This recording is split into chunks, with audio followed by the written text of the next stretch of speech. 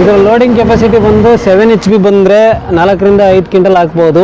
9 HP ಬಂದರೆ ಇದು 5ರಿಂದ 6 quintal ಕೂಡ ಹಾಕ್ಬೋದು. ಅದು ಪವರ್ ವೀಡರ್ ಕೆಪಾಸಿಟಿ ಮೇಲೆ ಲೋಡಿಂಗ್ ಹಾಕೋವಷ್ಟು ಕೆಪಾಸಿಟಿ ಬರುತ್ತೆ. ಇದು ಮತ್ತೆ 9 HP ಕೂಡ ಹಾಕ್ಬೋದು, 7 HP ಹಾಕ್ಬೋದು, 10 HP ಈ ಟ್ರಾಲಿ ಬಳಸ್ಬೋದು.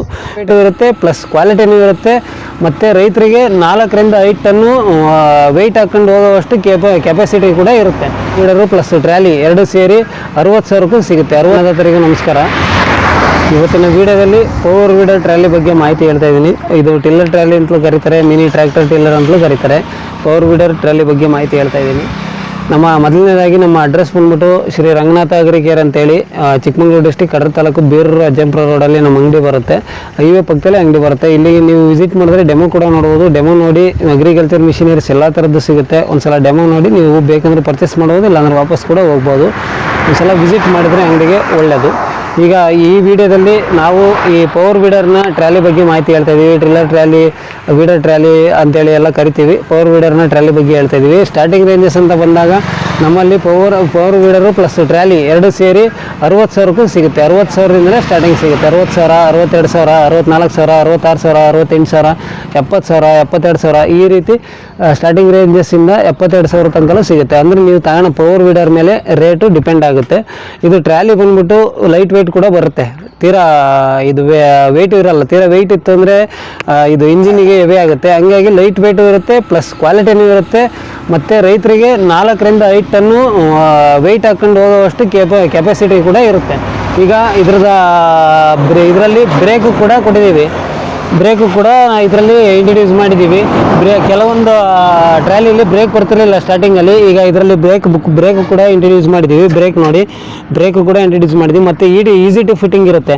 ಸಿಂಗಲ್ ಒಂದು ಲಾಕ್ ನಟ್ಟಲ್ಲಿ ಇದು ಆರಾಮಾಗಿ ಫಿಟ್ಟಿಂಗ್ ಮಾಡ್ಕೋಬೋದು. ಮತ್ತು ಹೈಟಿನ ವಿಚಾರಕ್ಕೆ ಬಂದಾಗ ಹೈಟ್ ಬಂದು ತುಂಬ ಹೈಟ್ ಡಿಸ್ಟೆನ್ಸ್ ಇದೆ ನೋಡಿ, ಎಷ್ಟು ಡಿಸ್ಟೆನ್ಸ್ ಸಿಗುತ್ತೆ. ಇದು ನಮ್ಮ ಹಳ್ಳಿಲಿ ಗುಂಡಿ ಕೊಟ್ಟರು ಅಂತ ದಾರಿಲೂ ಕೂಡ ನೀಟಾಗಿ ಹೋಗುತ್ತೆ. ಈ ಕೆಲವು ಟ್ರಾಲಿಗಳು ಸ್ಟಾರ್ಟಿಂಗಲ್ಲಿ ನೋಡಿದವೆಲ್ಲ ಇದು ಹೈಟ್ ಇಷ್ಟೊಂದು ಇರಲಿಲ್ಲ. ಈಗ ಹೊಸದಾಗಿ ಮಾಡಿರೋದು ಹೈಟು ಕೂಡ ಮಾಡಿದ್ದೀವಿ. ಟೈರು ಕೂಡ ಹೊಸ ಟೈರ್ ಬರುತ್ತೆ. ಇದು ರೀಸೇಲ್ ಟೈರ್ ಬರೋಲ್ಲ, ಹೊಸ ಟೈರ್ ಬರುತ್ತೆ ಸರ್. ಮತ್ತು ಇದು ಸೀಟು ಕೂಡ ಅಡ್ಜಸ್ಟಬಲ್ ಬರುತ್ತೆ. ಇದು ಇಲ್ಲಿ ನಟ್ಟು ಇರುತ್ತೆ ನೋಡಿ, ಇಲ್ಲಿ ನಟ್ಟು ಇರುತ್ತೆ. ಈ ಕಡೆ ಒಂದು ನಟ್ಟು, ಈ ಕಡೆ ಒಂದು ನಟ್ಟು.